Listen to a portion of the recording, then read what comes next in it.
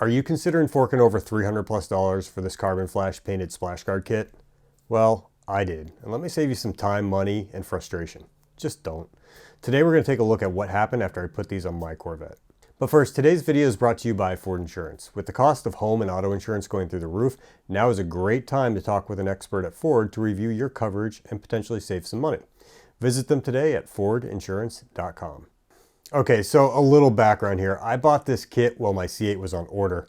The OEM splash guards were on back order when I submit my build, so I told my dealer just take them off and I'll go and supply my own. Buying the kit was easy, and I sent it off to the dealer, and once my vehicle was delivered, I just had them install it during the new vehicle prep. Now, I have to admit, they do look great, and after spending a small fortune for ceramic coating and XPEL PPF, I was certainly happy with my decision to go with oversized splash guards.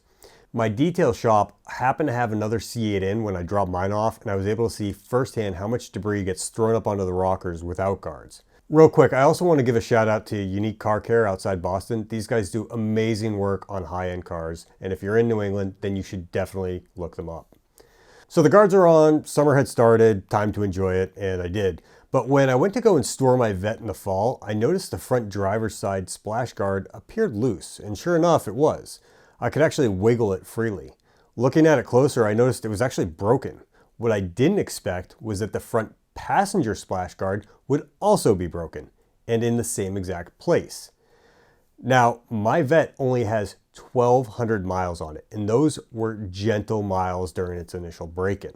So needless to say, I was pretty disappointed that I had parts break this early on into their life.